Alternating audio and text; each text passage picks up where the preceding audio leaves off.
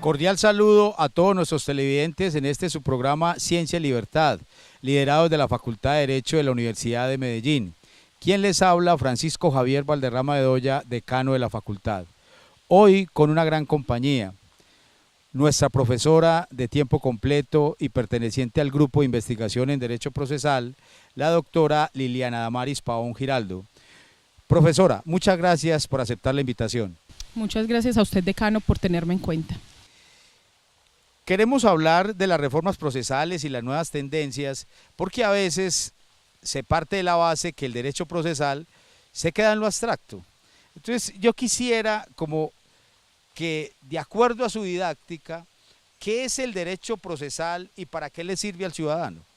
Muy bien, el derecho procesal es un área del derecho que es transversal a todas las otras áreas, esto es, al derecho civil, al derecho penal, al derecho de lo contencioso administrativo y al derecho laboral, a fin de que una persona, cuando considera que se le ha vulnerado algún derecho, pueda recurrir al derecho procesal, no necesariamente a un proceso jurisdiccional, porque también hay derecho procesal por fuera del proceso jurisdiccional, cuando se recurren a los mecanismos alternativos, por ejemplo, de solución de conflictos.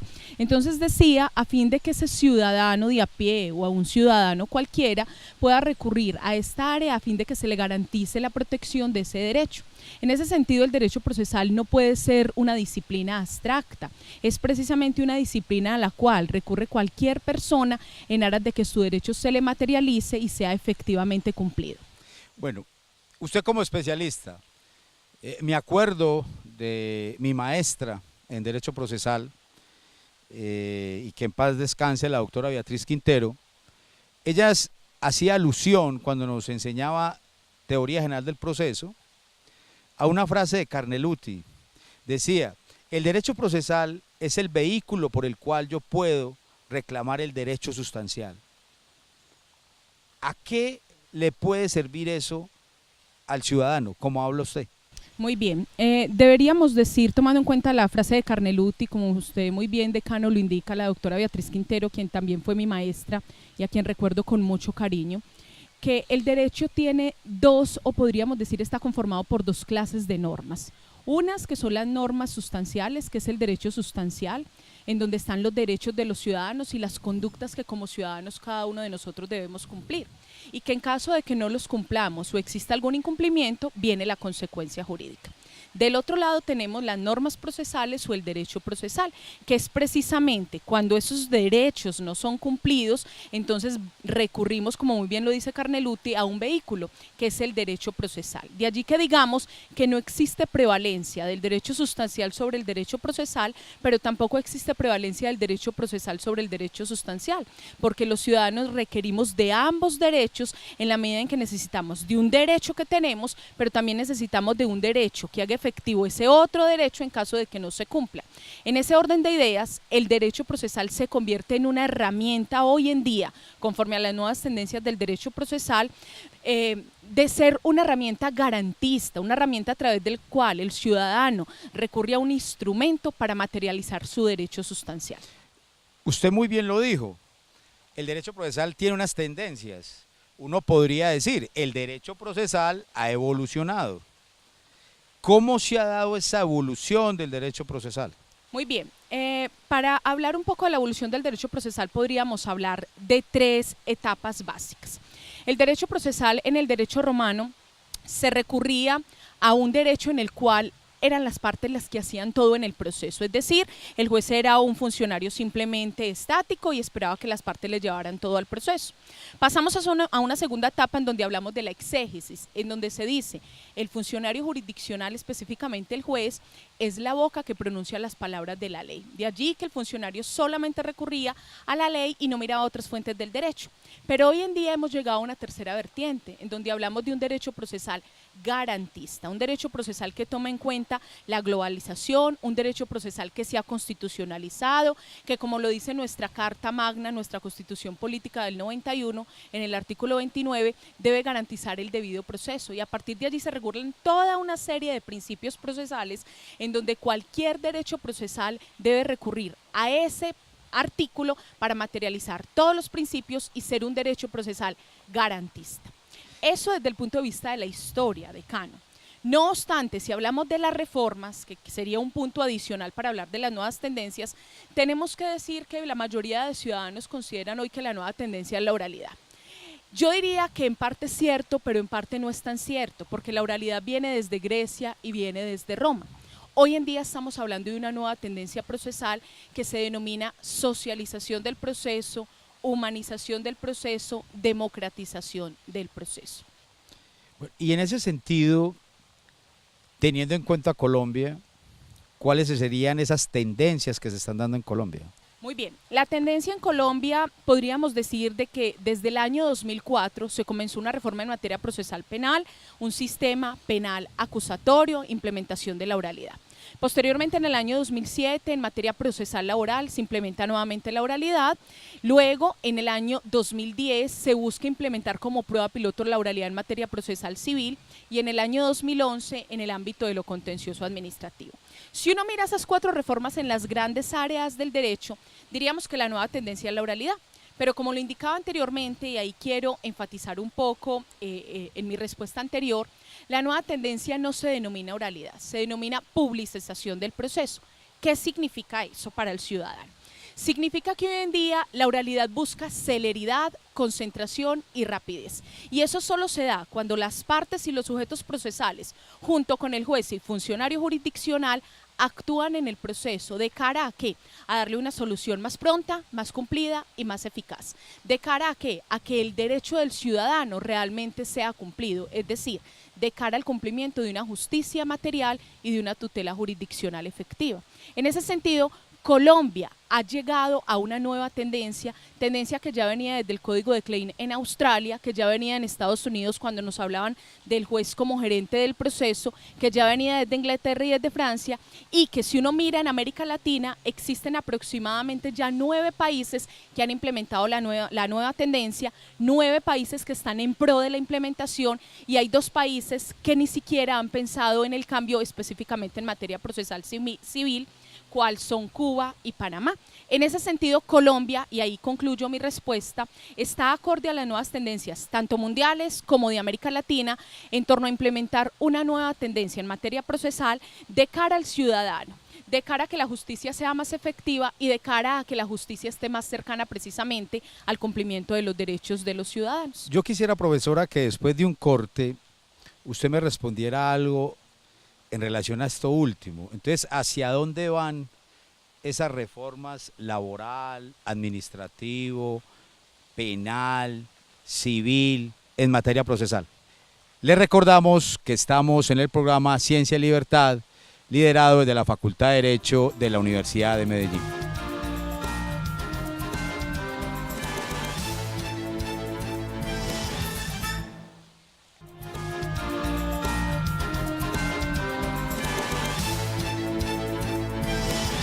Continuamos con nuestro programa Ciencia y Libertad, liderado de la Facultad de Derecho de la Universidad de Medellín. Hoy con nuestra invitada, la profesora Liliana Damaris Pavón Giraldo, quien es de tiempo completo de la Facultad de Derecho de la Universidad de Medellín. Profesora, ¿hacia dónde van las reformas en materia procesal civil, laboral y de lo contencioso administrativo? Y yo le adicionaría, decano, incluso la penal. La nueva tendencia en Colombia y las reformas giran precisamente a lo que indicaba anteriormente, hacia la democratización del proceso, hacia un proceso en donde no sea un procedimiento solo responsabilidad del funcionario jurisdiccional, como por regla general los ciudadanos casi siempre hemos indicado, sino que los sujetos procesales tengan una mayor responsabilidad, que coadyuven y colaboren en el desarrollo del proceso, a fin de que el proceso cumpla realmente los términos que son perentorios, que el proceso se desarrolle en los tiempos que establece la ley, que el procedimiento sea celere, sea pronto, sea cumplido, sea eficaz, que las pruebas en realidad se realicen en una sola audiencia, es decir, de forma concentrada. Yo considero que solo de esa forma podemos llegar a una mejor administración de justicia. Yo quisiera al menos 3 conceptos. Quisiera que los explicáramos a nuestros televidentes. Usted habla de la democratización de un proceso, habla de sujetos procesales, habla de celeridad. Muy bien. Yo sé que usted tiene muy buena didáctica. ¿Cómo podrían entender nuestros televidentes, aquellos que no son abogados, esas 3 palabritas? Muy bien. Celeridad se refiere a que el proceso sea célere, es decir, rápido. Que cuando usted como ciudadano acuda a un funcionario jurisdiccional dentro de un proceso judicial o por fuera, es decir, porque va a realizar una transacción, porque va ante la superintendencia, porque va a realizar una conciliación o por el contrario va ante un tribunal arbitral, pueda lograr que el proceso se lo realicen en el menor tiempo posible. Es decir, que usted como ciudadano no tenga que esperar 2, 3, 4 o incluso 10 años como se realizaba en el anterior sistema escrito. Ese es el concepto de celeridad, rapidez. Segundo concepto, sujetos procesales. Toda persona que demanda en un proceso, a quien se demanda y quien desarrolla un proceso, son sujetos procesales. ¿Por qué? Porque son aquellas personas que participan en un proceso. Es decir, que si usted como ciudadano ha sido demandante o ha sido demandado, o en el caso usted funcionario jurisdiccional que actúa en calidad de juez, actúa en calidad de funcionario jurisdiccional en la Cámara de Comercio como árbitro, como conciliador, es sujeto procesal porque participa en la resolución de un conflicto, sea pretendiendo o sea solicitando la contradicción frente a lo que le han pedido. El tercer concepto se refiere a democratización. Como veníamos hablando, esa es una tendencia que no es tan nueva, quizás en Colombia sí, pero es una tendencia que viene a nivel mundial y es una tendencia que viene a nivel de América Latina y específicamente Colombia no se podía quedar atrás.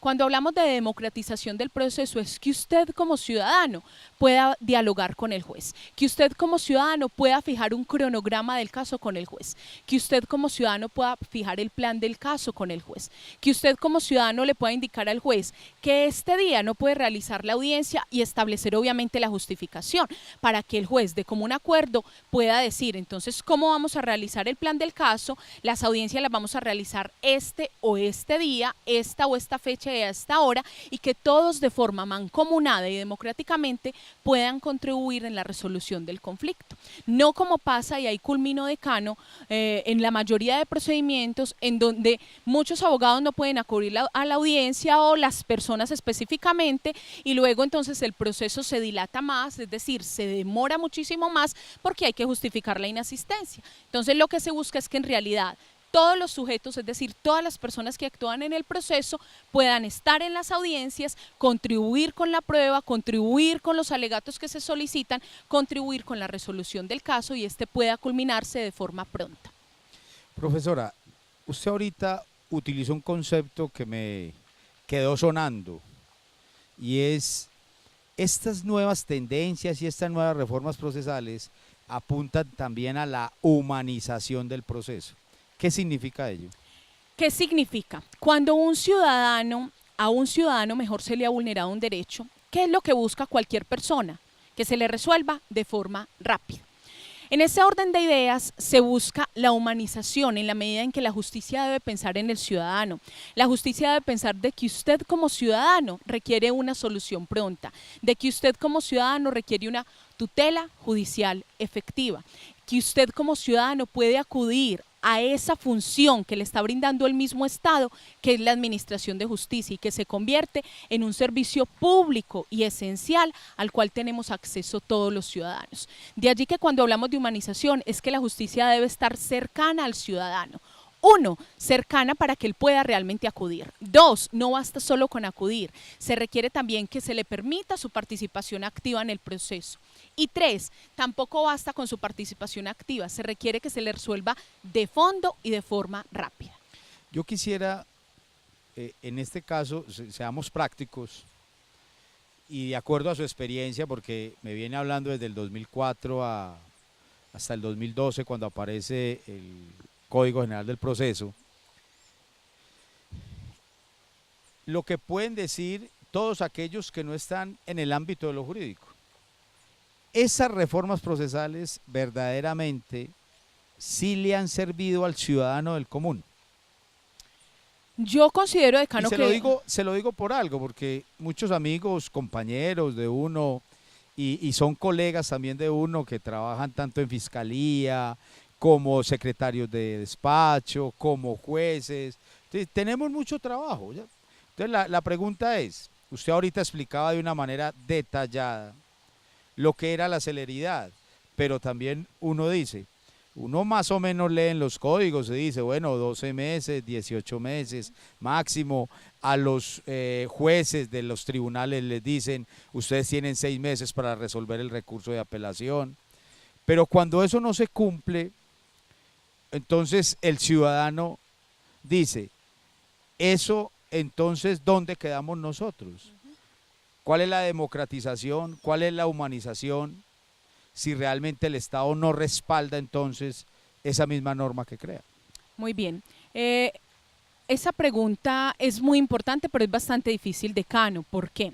Yo particularmente considero que las tendencias no se pueden implementar solo con un cambio normativo. Las nuevas tendencias y que el ciudadano realmente se sienta representado en la administración de justicia requieren una apuesta institucional y gubernamental.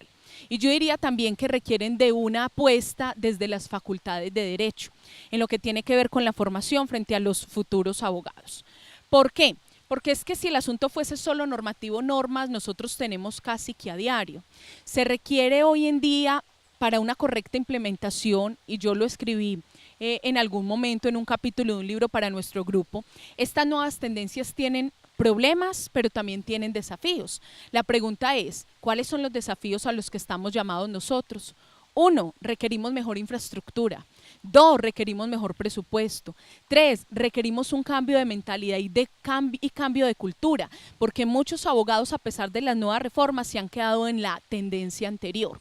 Entonces, si desde las facultades de Derecho nosotros no interiorizamos la nueva tendencia, es muy difícil, a pesar de que se modificó la norma, que la llevemos a la práctica. Y eso yo diría, y me voy a atrever a hacer una afirmación quizás un poco delicada, fue lo que sucedió en Perú. En Perú la nueva tendencia se implementó desde el año 1992 y no funcionó como se pensaba que debía funcionar. Por eso tuvieron que hacer una nueva reforma en el año 2014 y eso es lo que no puede pasar en nuestro país. Usted como ciudadano, 1, debe participar en esa nueva tendencia teniendo en cuenta que tiene derechos y que usted como ciudadano no puede dilatar el proceso, que pasa mucho en los procesos judiciales. Pero usted también como abogado, futuro abogado, funcionario jurisdiccional, tiene un desafío y una responsabilidad, que es realmente llevar a cabo en la práctica la reforma, es decir, implementarla, no dejarla solo en el papel. Y frente a lo que usted alude con relación a los tiempos, quisiera aclarar algo, decano. Es cierto que nuestro código, específicamente Código General del Proceso, estableció un término perentorio para que el funcionario jurisdiccional adopte una decisión.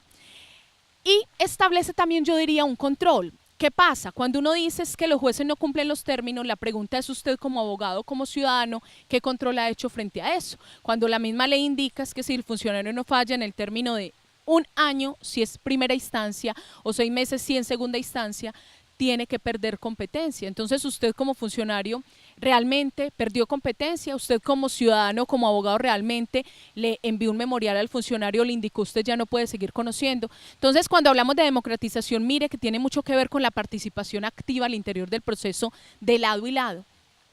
Muy bien, profesora. Yo quisiera que después de una pausa me respondiera esta pregunta con relación a la prueba. ¿Qué novedades existen? Porque hay un principio romano, deme la prueba y le doy el derecho. Le recordamos que estamos en el programa Ciencia y Libertad, liderado desde la Facultad de Derecho de la Universidad de Medellín.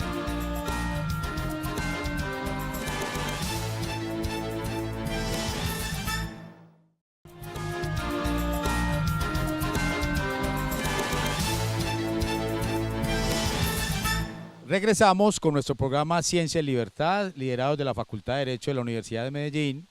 Hoy con nuestra profesora invitada Liliana Damaris Pavón Giraldo, quien pertenece al grupo de investigación de Procesal en la Facultad de Derecho de la Universidad de Medellín. Profesora, con relación a la prueba, que es tan importante en un proceso, ¿qué novedades existen hoy? Muy bien, como usted ahora lo indicaba, decano, dame la prueba y te daré el derecho. Hoy específicamente en cada uno de los códigos yo me atrevería a afirmar que la prueba es la columna vertebral del proceso. Sin prueba un juez no puede adoptar una decisión, porque precisamente la prueba es la que busca convencer al juez de lo que sucede en el proceso y es la que busca llevarle al juez la verdad frente a las afirmaciones de los hechos que le llevan una u otra parte. Hoy en cada una de las reformas existen diversas, yo diría, modificaciones y me voy a permitir resaltar 4 o 5. Uno, en materia procesal civil se implementó la prueba de oficio como un deber del juez, es decir, ya no es una facultad. Hoy el funcionario jurisdiccional, si observa que en un proceso falta una prueba, es su deber decretarla para poder adoptar una decisión. Aquí quiero adicionar algo. No significa que la prueba de oficio se convierta en un mecanismo para que el funcionario supla la inactividad de la parte que tiene de probar. Dos, existe la carga de la prueba en todas las reformas procesales, es decir, quien afirma un hecho debe probarlo. Significa que si usted es parte demandante o demandada en un proceso, esa es su responsabilidad. Tres, hoy en materia procesal civil se implementó la carga dinámica de la prueba.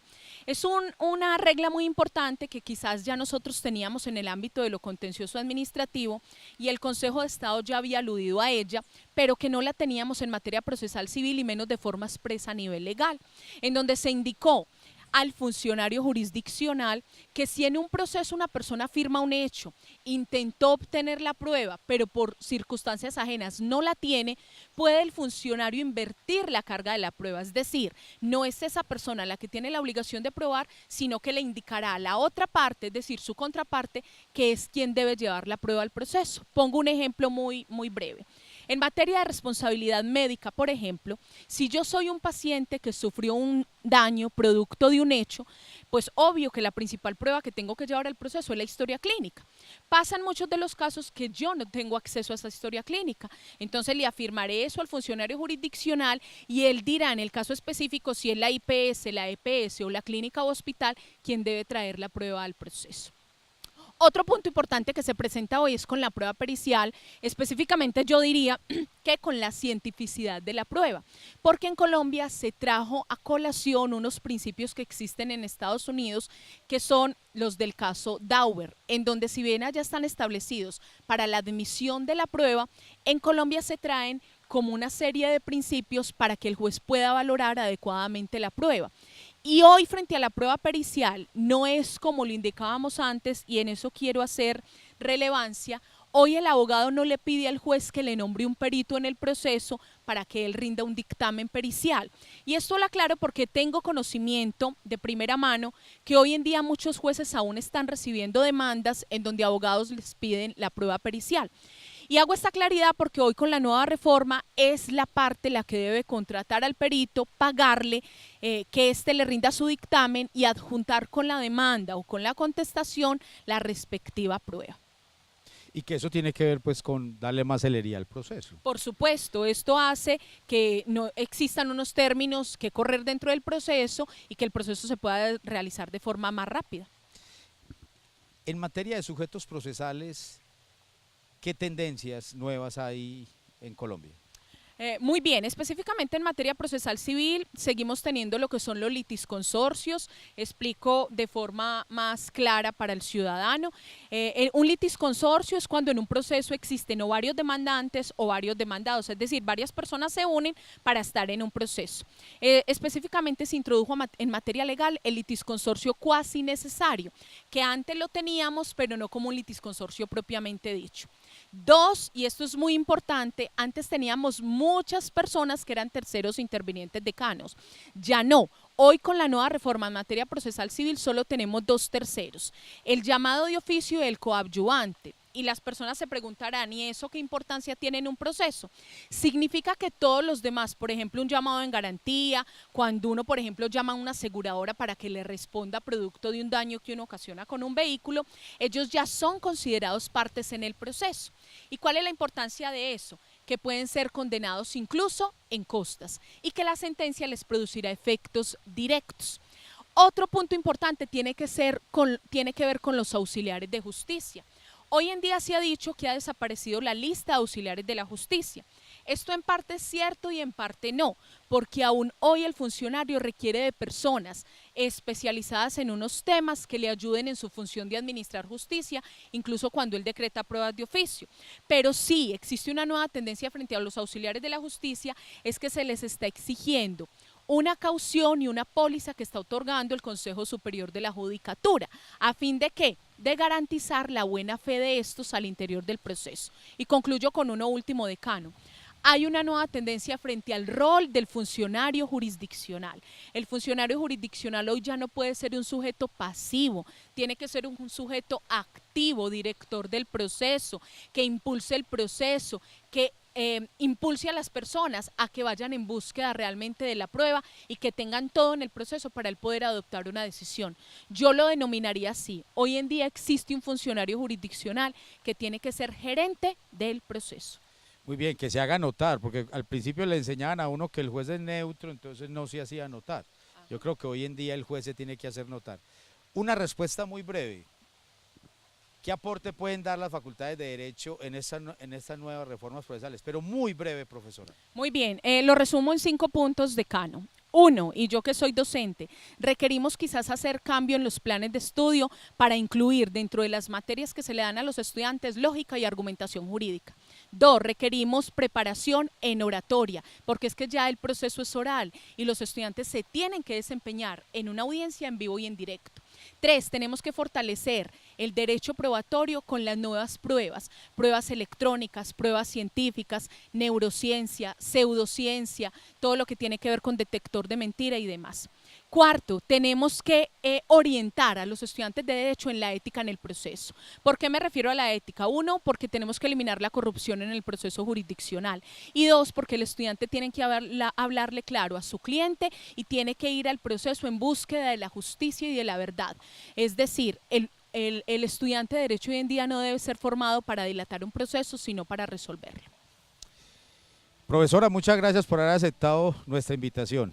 Muchísimas gracias a usted, señor decano, y a nuestros televidentes. Muchas gracias a todos nuestros televidentes. Les recordamos que estábamos en el programa Ciencia y Libertad, liderados desde la Facultad de Derecho de la Universidad de Medellín.